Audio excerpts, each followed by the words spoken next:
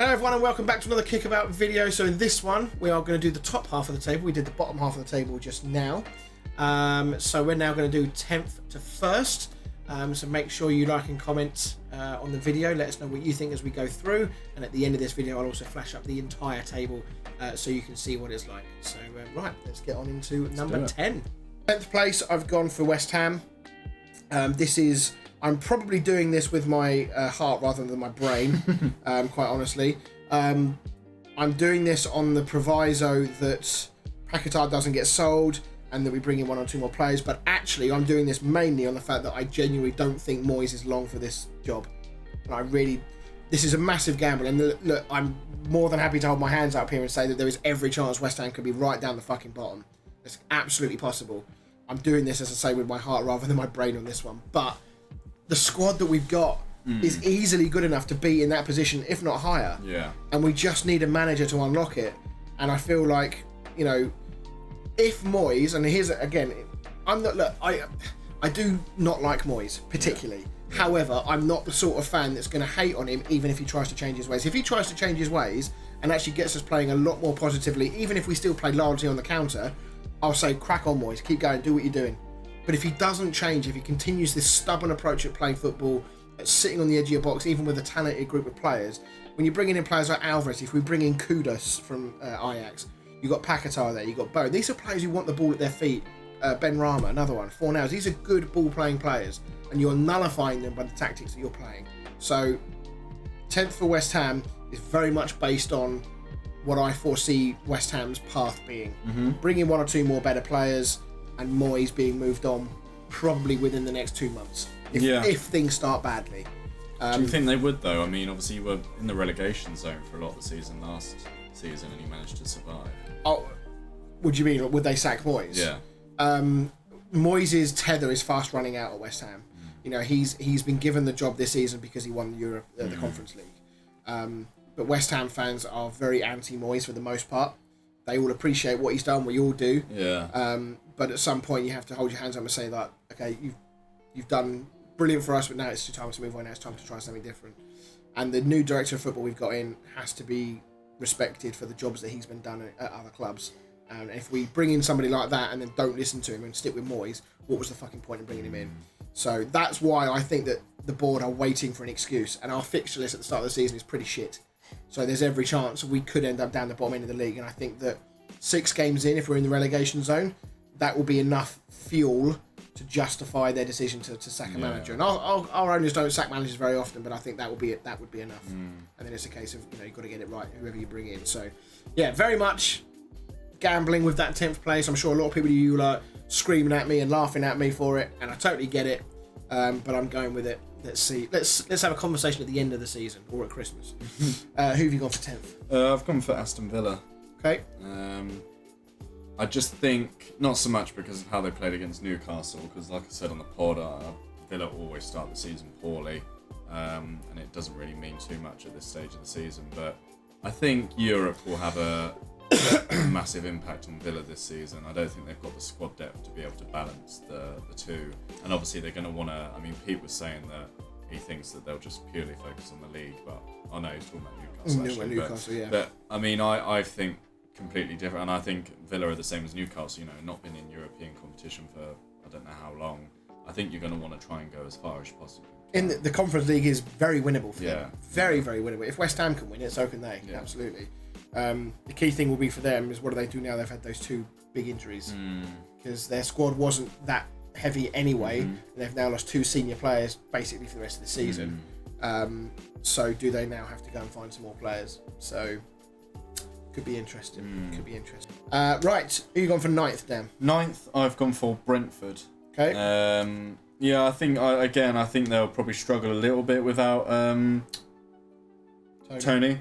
So I mean, I've got Mboma in my FPL team, but he's not obviously anywhere near as prolific as Ivan Toney is, and the same with Visser, Visser. So yeah, I think Brentford will be strong again this season. I mean, like you said, Frank is a very good manager. Yeah, I think Brentford will be up there, but I don't think they'll be quite knocking on the door of Europe just yet. Yeah, I think that's fair. Ninth, I've gone for Aston Villa. Largely for the reasons you've said. I think that they'll just suffer with a bit of burnout. I think they've signed a couple of good players. I think Diaby could be quite an exciting player this season for them. Yeah. We said on the pod, and I'll say it again, I'm just not sold on Watkins. I don't know what it is, because he is such a good player and he works so hard for the cause, but as a striker, his main job, especially if he's going to continue to play in that number 9 role, his main job is going to be to score goals. And he has, so far anyway, been a very streaky striker. He'll go 6 or 7 games where he will score 1 or 2 goals in every one of them games, and then he won't score for 10 games. Yeah. And I think if you've got ambitions of getting into Europe every year or being in that conversation, winning a European trophy as well, I don't think you can afford to have one of your strikers doing that. Almost every single other club near that top end of the table will have 2 strikers, and I'm not sure Watkins has enough competition there. I mean, sure, they've got other players who can play in that position, I'm sure, but I'm not sure that they're going to be enough to push Watkins on and be a good replacement should Watkins need a break or get injured or whatever. So that could catch them out. But still a good season, I think, and I think they could go very deep in the Conference League as well. I'd be surprised if they're not at least, quarter semi-finals, at least, depending on who's in the competition. Yeah. 8th place, I have gone for Spurs. I think I had them there anyway, in and around that area, maybe 1 or 2 places higher before Kane went. Obviously, Kane going, you can't get away from how big that is for Spurs. But obviously, there's so much unknown around them. Postecoglou coming in has got a big job on. Defensively, I just think they're just not good enough. I think that's what's going to do them this season. I think you'll be finding Spurs having a lot of very high-scoring games. And whilst they may win some of them, I think they're also going to lose some of them.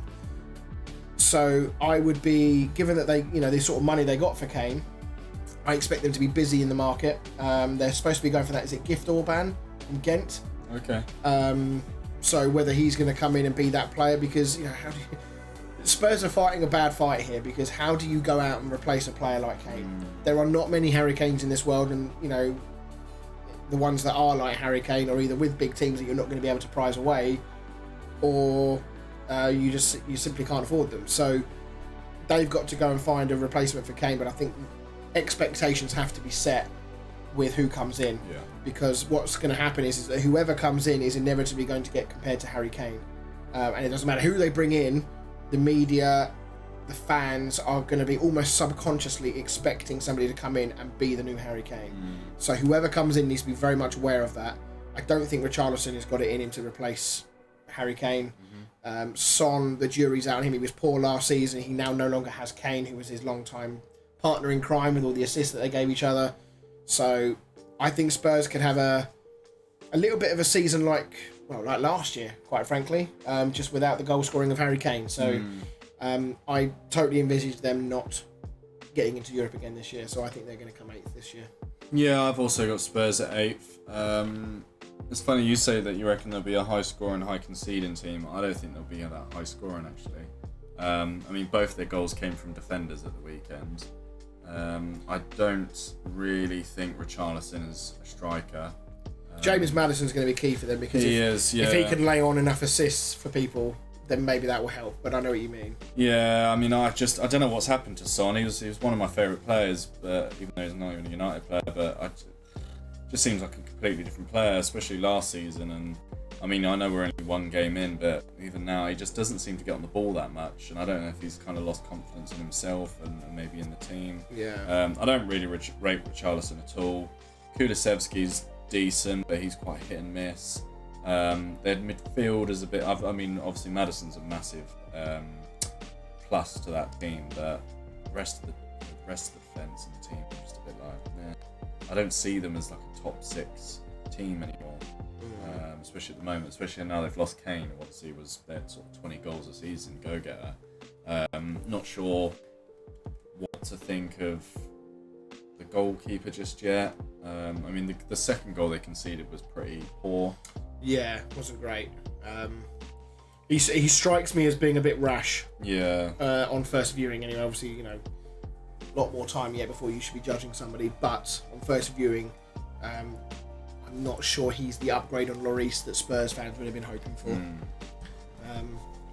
So yeah, all right. Who have you gone for 7th? I've gone for Brighton. Okay. I mean, Brighton looked very good. They were playing Luton, who looked very bad. So that's a very much which way to go with it. But I could see Brighton potentially being higher, but I think because of that, again with Villa, they've got European football. They're going to want to try and do as well in that as possible. Obviously, they've been selling players just as fast as they've been buying them, so that they've lost like Caicedo, and I probably should have thought in my head who else they sold before I brought that up. McAllister. So 2 big players have gone.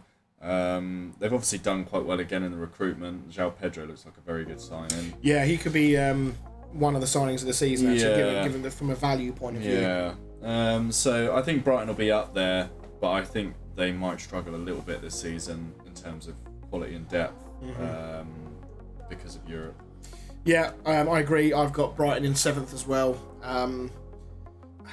Part of it, I wouldn't have actually placed them so high if it wasn't for the fact that I just think they'll be the best of the rest, if you see what I mean. I don't think Spurs and Villa will be able to keep up with Brighton, because I think Brighton's style of football is just almost relentless. They keep finding hidden gems. João Pedro's, looks like a really astute signing.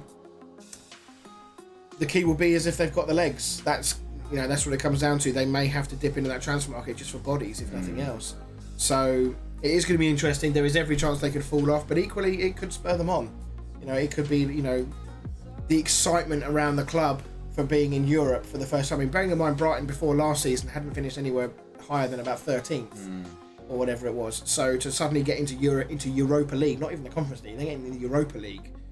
That's quite something. Yeah. So I really hope they have a proper good go in that competition. I hope it doesn't adversely affect them too much in the Premier League, because I think that the style of football they play deserves to have that position higher up in the league, because they're just so good at it. So right, now we get into the interesting part. Yeah. The top 6. I suspect we are going to be fairly similar.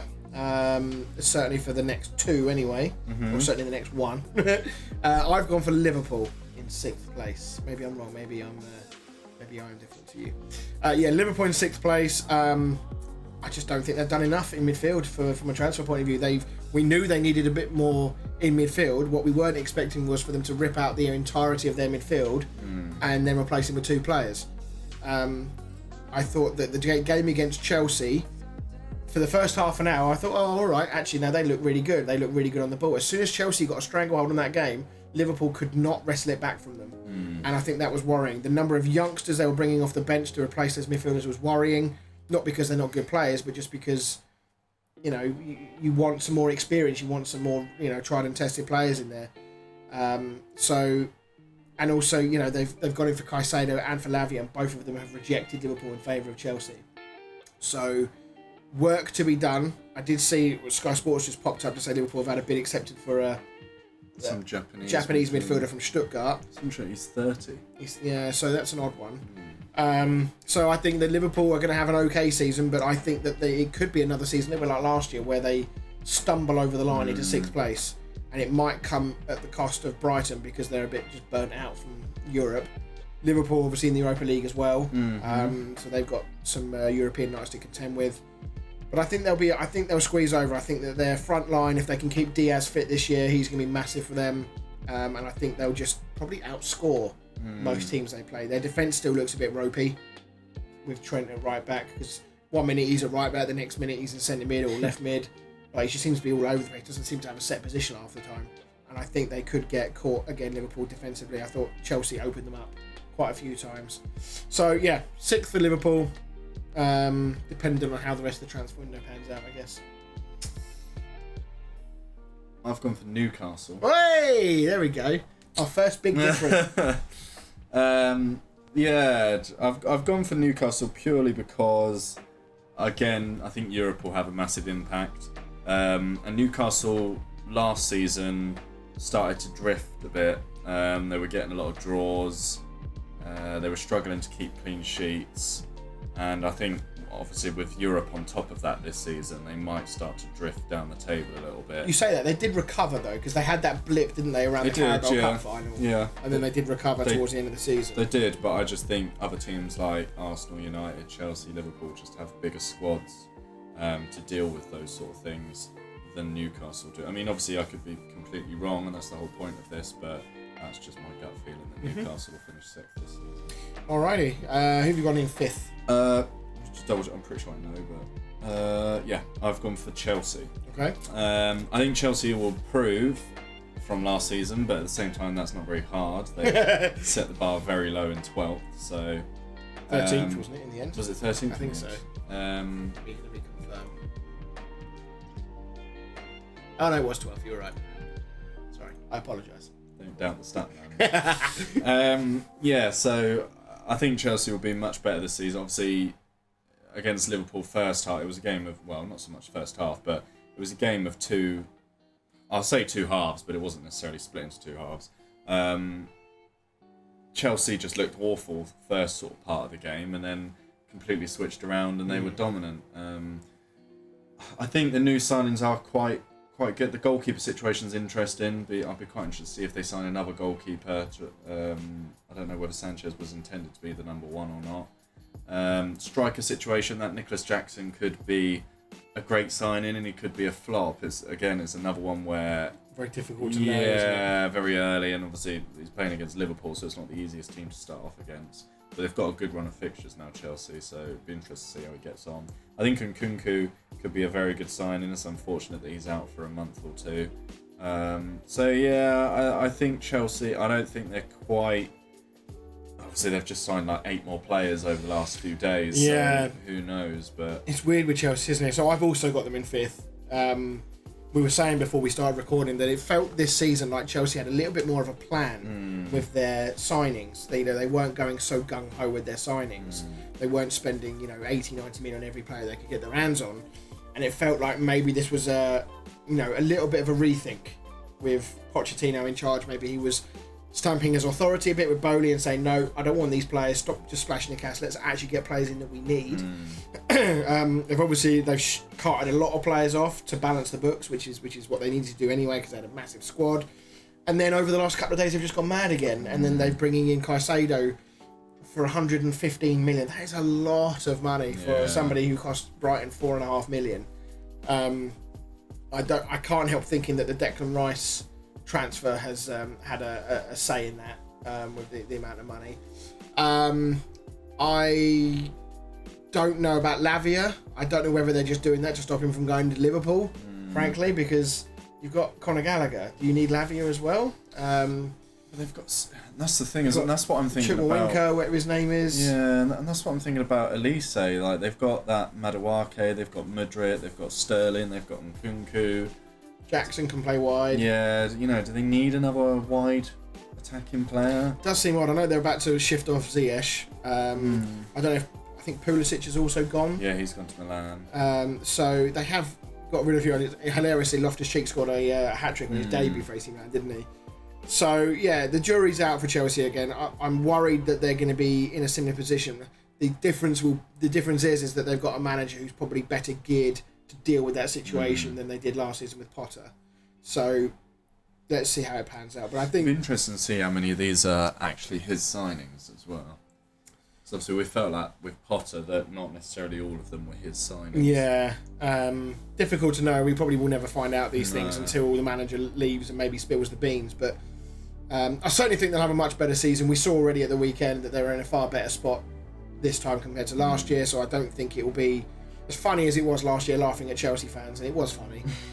It is probably going to be a one season only for that joke. I suspect they're going to be a lot stronger. They might surprise a few people and maybe even creep into the top 4. I think that's definitely possible. We'll just have to wait and see what happens. Right then, into the top 4. 4th place, I've got Newcastle.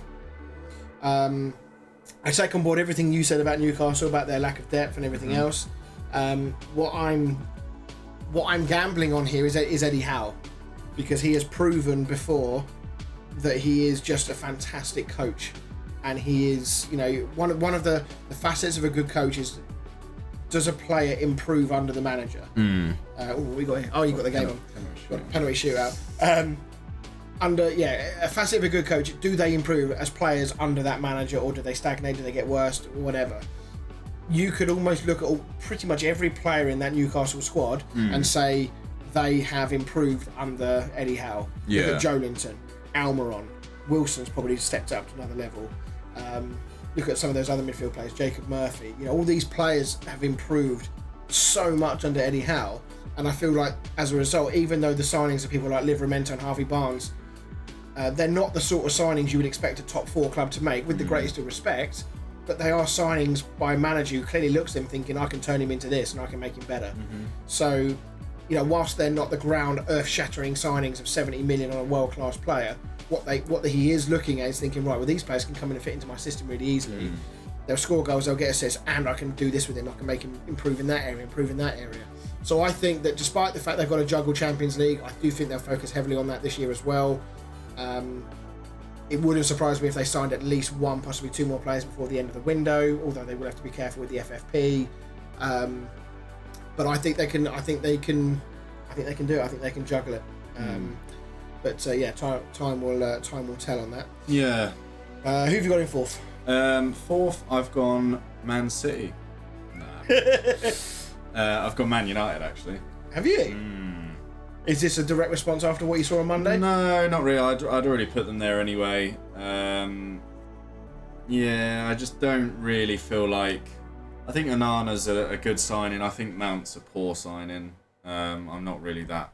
I don't think he brings that much to the team that we improve any more than we were last season, apart from just having a little bit of extra depth. Yeah. Ideally, I'd like to have brought someone in, especially for 60 million. I'd have wanted someone in that really changes our team, whereas I feel like he's just a squad player. Yeah. And then the striker, I'm intrigued to see how Højlund gets on, see if he can outscore Haaland. He's already 2 behind though, so and he's got a couple of weeks on the sidelines to deal with, so Haaland could be in double figures by then. And Rashford, I just don't think he's not a number 9 at all. He's so wasted in the middle. As soon as you put him out on the wing, he's lethal, but in the middle, he's completely wasted. So totally agree. I think we'll be Champions League, but I think we might be, like we have been over the last few seasons, we might be fighting between sort of 5th and 4th again. Yeah. All right, and who have you gone in third? In third, I've gone Arsenal. Okay. I think they'll be up there again. I think they go from strength to strength. Interesting that they're signing Raya, or they've signed Raya. I can't remember if they have or not yet. Yeah, signed him on loan. Yeah, so I'll be intrigued to see who's going to be the number 1. I just think Arsenal have got a strong team, and you look at the teams. It's more like looking at the teams below them and seeing who's stronger. And I don't really see Arsenal winning anything this season. They might get like an FA Cup, but I don't think they'll do that well in Europe. And I don't think they will win a cup this season. I think they'll try and go for the league again, and I think they might bottle it. Yeah. In third place, I've gone Arsenal as well. Couple of reasons. One, because I dislike them.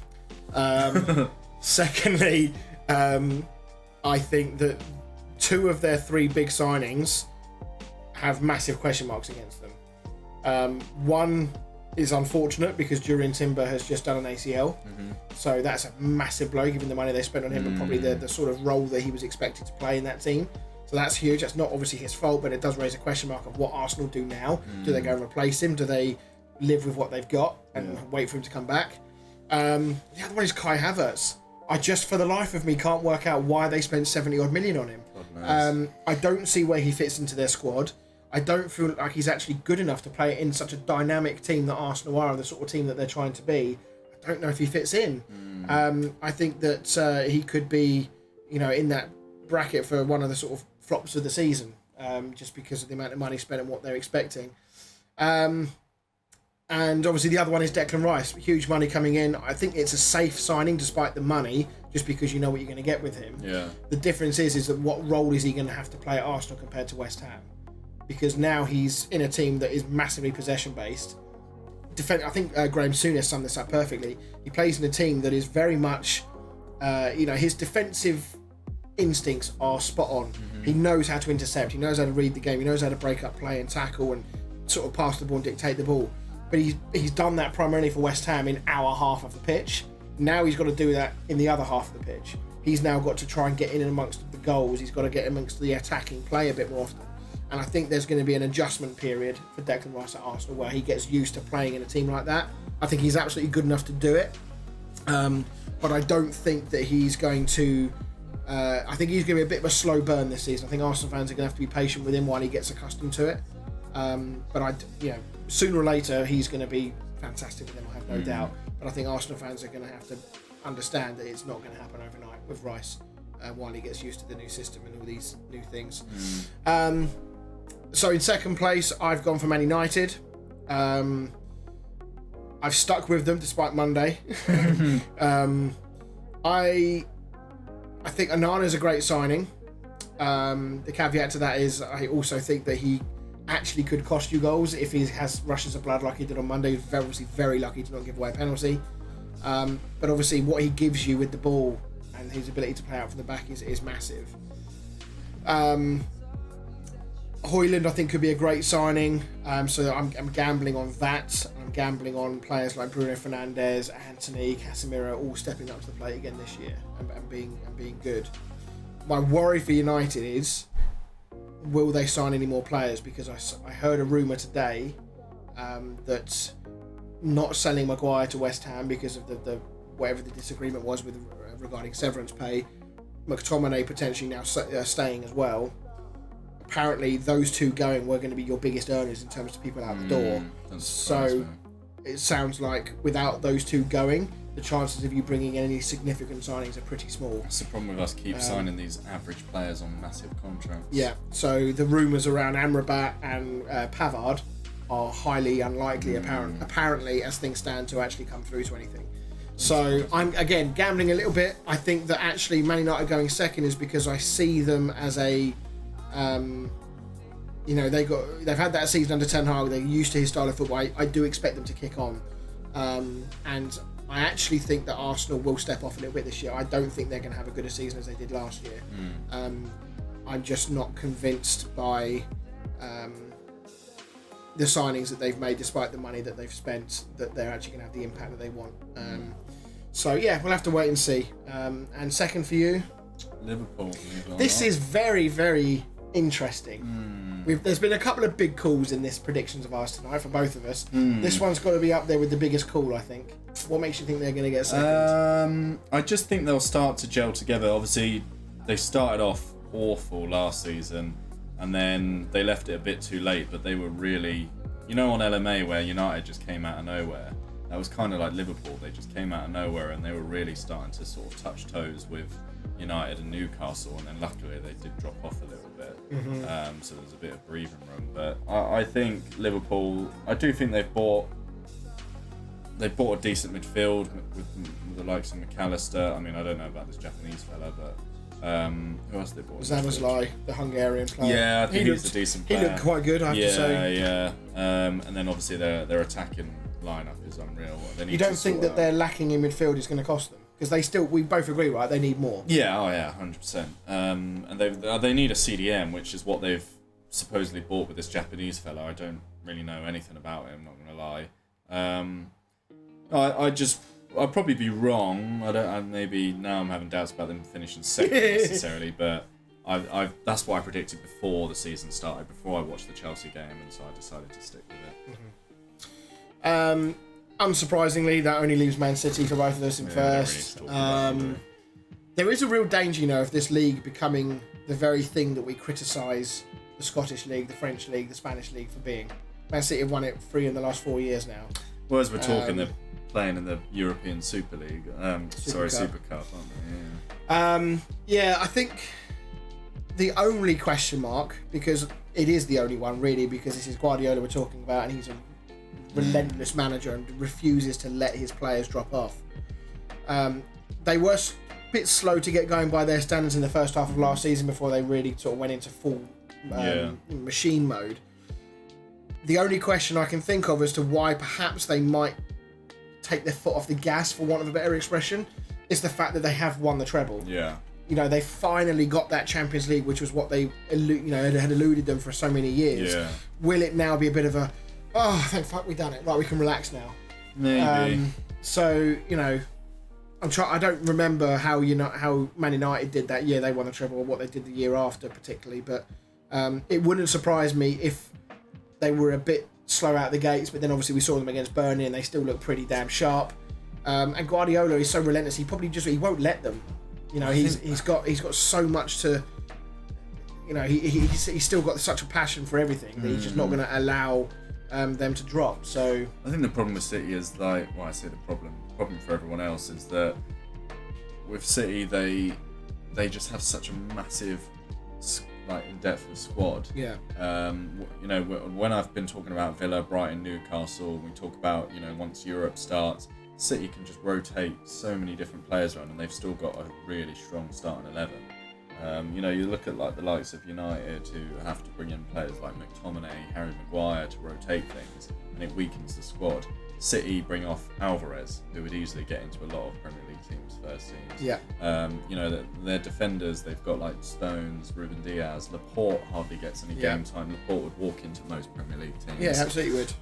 In fact, I'd go as far to say he walks into any Premier League team. Yeah, exactly. It's that sort of strength and depth that that's why they do so well throughout the season, because they've just got so many players they can rotate. You're absolutely right. I mean, I said there a minute ago and about... just won the Super Cup. And they just won the Super Cup and penalties.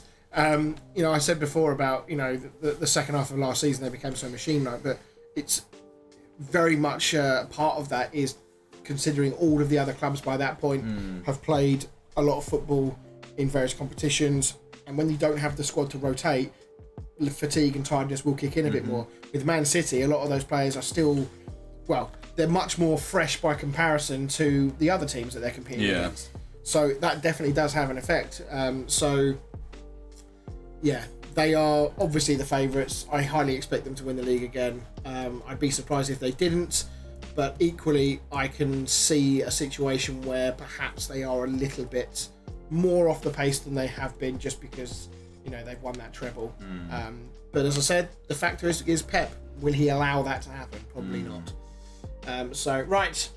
Well, there you go. That is our predictions for this season. We'll do a recap video at the end of the season to go through this and see who did the best.